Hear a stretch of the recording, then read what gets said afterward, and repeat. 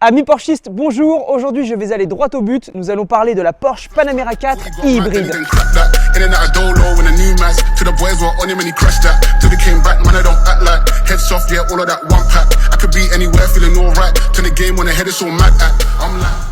La Panamera, c'est la berline de luxe de chez Porsche. Elle s'inscrit donc sur le segment des Porsche dites daily, donc utilisables au quotidien, avec le gros SUV, le Porsche Cayenne, le petit SUV, le Porsche Macan, et enfin, pour compléter la gamme, la berline, la Porsche Panamera. Il existe énormément de déclinaisons de celle-ci qui, en plus de ça, ont été différentes selon les phases et les générations. Il est donc très compliqué pour moi de tout vous détailler. Retenez qu'il y a eu deux générations, la 970 avec la phase 1 et la phase 2, puis la 971, celle-ci, avec la phase 1 et la phase 2 aussi. Et pour cause, cette voiture a été créée dans le but de venir compléter la gamme et concurrencer le marché des séries 7, les Audi A8 ou encore les Maserati Quattroporte et j'en passe. Bon, pour nous recentrer sur le sujet, il s'agit ici d'une 971 phase 1, donc la deuxième génération apparue fin 2016 et où, hormis la Panamera de base, entre guillemets, toutes sont en 4 roues motrices couplées à la boîte PDK double embrayage. J'aurais très bien pu opter pour une version 100% thermique, mais j'ai préféré vous prendre une hybride puisque c'est sur ces motorisations-là qu'il y a le plus de demandes. Surtout que très souvent, ce sont des chefs d'entreprise qui achètent ces voitures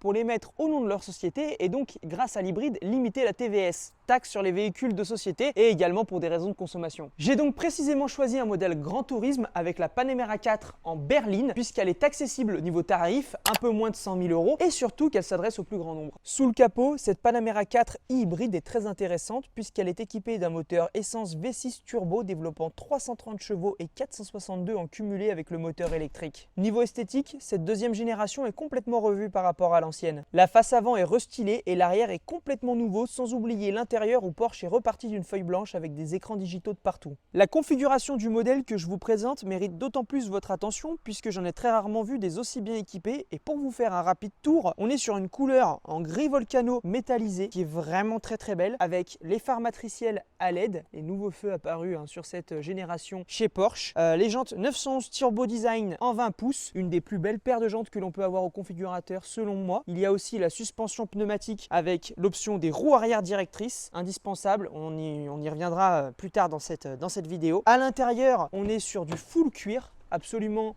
de partout, comme vous pouvez le voir par exemple sur le tableau de bord ou encore sur les sièges. On a aussi le toit ouvrant panoramique en verre, ça vient vraiment donner une autre touche à la voiture. Pareil, option que l'on retrouve beaucoup sur nos 911 Cayman Boxster, le pack sport chrono. Il y a aussi l'échappement sport comme vous pouvez le voir sur cet écran digital. Les full aides au stationnement, donc on a toutes les aides possibles et imaginables avec notamment la caméra en 360 degrés. Et au niveau des sièges, un petit détail qu'il fallait que je vous montre, pareil parce qu'on est dans une Panamera, donc l'essentiel avant tout au-delà de la sportivité c'est le confort, donc on a les sièges sport avec pack mémoire confort 14 positions.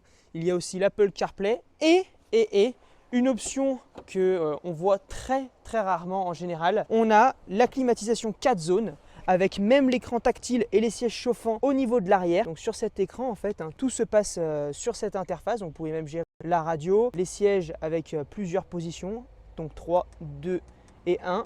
Et la climatisation ici avec la température et la puissance de ventilation. Donc autant vous dire qu'aujourd'hui, c'est juste assez extrêmement rare de voir cette interface. Là on est quand même sur vraiment le must du must au niveau des options. Et petit bonus, elle ne totalise que 31 000 km pour 81 000 €. Donc quand je vous disais qu'elle est accessible, je ne vous mentais pas. D'ailleurs, par rapport à toutes les options dont je vous parlais, sur ces dernières générations, pratiquement tous pilotent via ce PCM tactile nouvelle génération. Notamment pour tous les modes hybrides, comme vous pouvez le voir ici. Tout ce pilote là, l'activation de l'échappement sport et encore j'en passe. Bref, l'époque du un bouton, une fonction, elle est révolue. Ah! Et comme il s'agit d'une Porsche de tous les jours, je dois bien vous montrer le coffre d'une capacité d'un peu moins de 400 décimètres-cubes. Comme vous pouvez le voir, on a beaucoup de place à l'intérieur, pour autant on perd quand même du volume à cause des batteries par rapport à une version non hybride. Mais d'ailleurs, depuis le début de cette vidéo, je ne fais que vous parler de l'hybride. Mais que vaut-elle réellement sur la route? C'est ce que nous allons voir. Porsche annonce 50 km d'autonomie en mode zéro émission, mais en réalité, je trouve qu'il est quand même plus raisonnable de tabler sur 40 km pour un mix autoroute et route. Ce que je trouve marrant, c'est qu'en mode hybride, les transitions entre le moment où le V6 tourne ou non, elles sont presque imperceptibles en fait. C'est vraiment top parce que sur les petits trajets du quotidien, on consomme pratiquement rien avec le mix électrique et thermique. À titre indicatif, pour une utilisation normale de la voiture, on fait très facilement du moins de 10 litres au 100 et cela sans recharger très souvent. Pour ma part, mon travail se situe à peu près 20 km de chez moi, ce qui fait que je ne consomme pratiquement rien. Je fais même tout en full électrique et bon, s'il faut, je la recharge un petit peu, mais sincèrement, ça ne compte pas grand-chose. Après, tout ça, bien évidemment, c'est dans le cadre d'une utilisation quotidienne. Après, si vous passez en mode sport avec la molette ou sport plus, donc pas forcément avec la molette, puisque je vous ai dit, tout peut se gérer même avec l'écran tactile, vous activez l'échappement sport, hop, et là, vos sensations de conduite vont être décuplées parce que vous avez de vraies performances et une sonorité vraiment sympa. Ah ouais.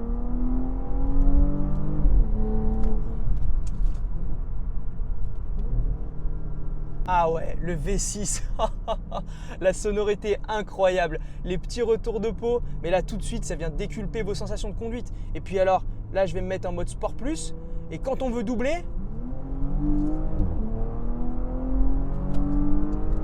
oh putain ça watt.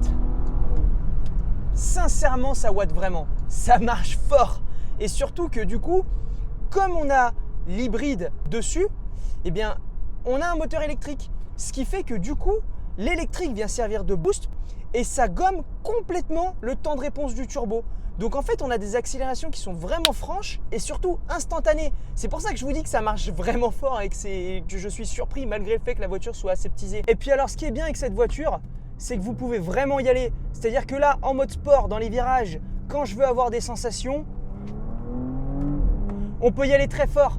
Et surtout, malgré le poids assez imposant des 2 tonnes 3 quand même, on reste sur une voiture qui est hyper agile et sportive. Et ça l'est encore plus avec les roues arrière directrices. Parce que quand on a l'habitude d'avoir les roues arrière directrices comme ce qui est en train de se passer là dans cet enchaînement de virages, ça passe tout seul et on remarque sincèrement la différence que si on ne les avait pas. Je suis actuellement à l'arrière de cette Panamera et honnêtement, regardez la place que j'ai. C'est spacieux, ce n'est pas une 5 places, c'est qu'une 4 places.